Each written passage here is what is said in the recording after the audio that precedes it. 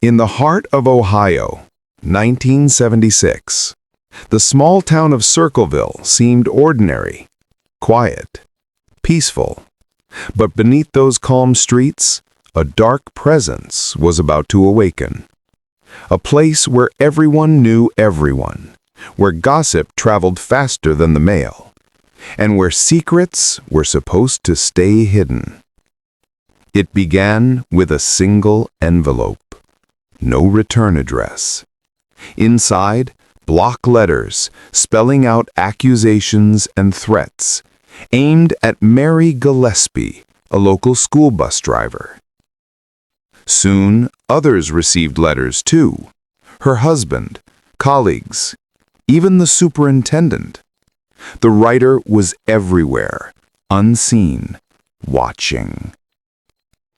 Mary read the letter in disbelief. The words, they knew her schedule, her routines, even her private moments. Fear began to seep into her every day. The letters grew darker, angrier, more threatening. Exposure, humiliation, even violence. The town whispered. Suspicion spread like wildfire. Then, on August 19th, 1977, everything changed. Mary's husband, Ron, received a phone call. He said he finally knew who the writer was.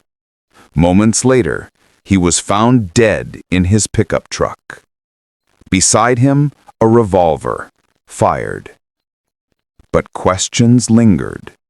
Was it suicide? Or something far darker? Police ruled it an accident. But the letters didn't stop. They grew colder, more personal, more relentless. In 1983, Mary found a trap along her bus route, a gun rigged to fire if she tried to remove a threatening sign.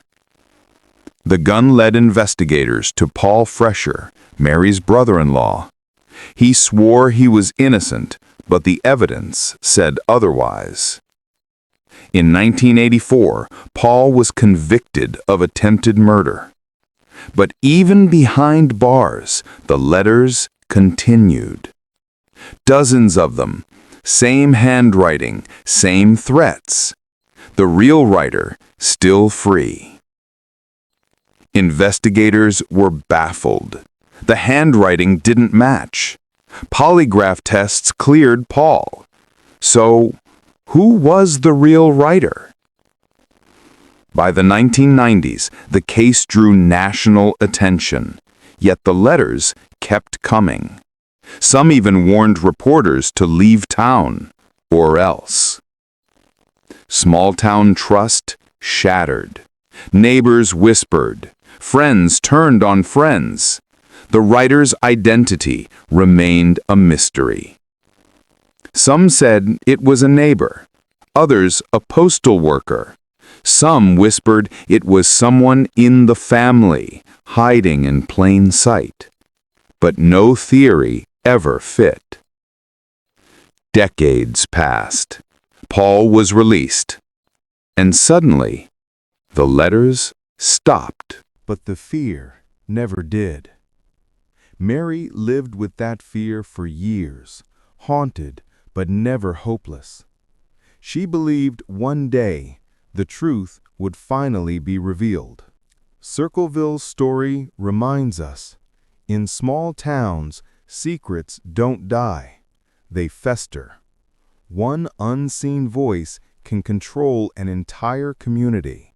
The Circlville letter writer may never be known, but the fear remains.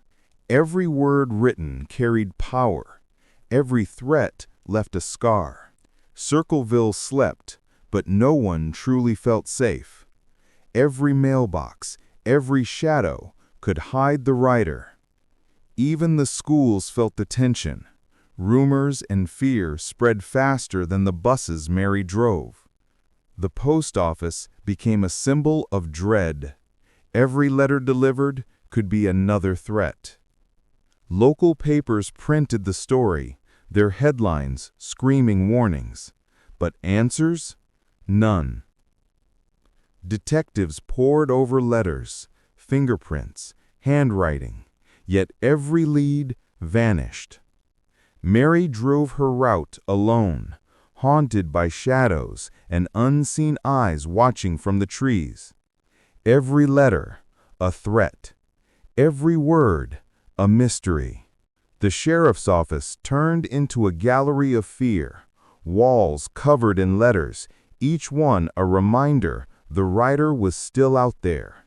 Detectives examined every envelope, searching for clues, fingerprints, smudges, a trace of the unseen hand. Mary's daily walks became a gauntlet of nerves. Every rustle, every shadow felt like a warning. Even the mail carrier became part of the tension. Every delivery carried danger.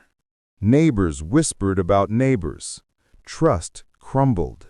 Friendships fractured under suspicion. Inside prison, Paul Freshour maintained his innocence. Yet somehow, letters kept coming, even from within those walls. The handwriting was identical. Experts couldn't explain it. The town's unease deepened. Newspaper headlines blared, "Circlville in fear, writer still at large." But there were still no answers. At night, Circleville's quiet streets whispered with fear. Shadows stretched longer than the light allowed. Letters kept appearing, in homes, in schools, even in the sheriff's office, each one a reminder that the writer was near. Late into the night, detectives studied every page, exhaustion and frustration etched into their faces. The town watched and waited. Every stranger, every shadow could be the writer. Years later, Paul walked free. The letters finally stopped. But the fear, it lingered. Mary looked back on those years, her relief mixed with doubt. Was the writer truly gone, or just waiting to strike again? Circleville slept, but the town was forever changed. The mailbox, once a symbol of connection, had become a mark of dread. Every letter carried unseen power, shaping fear, suspicion, control. And as the shadows stretched across Circleville's quiet streets, one thing was certain: the Circleville letter writer may never be known. But the fear, the whispers, and the scars, they remain, a ghost haunting the town's memory.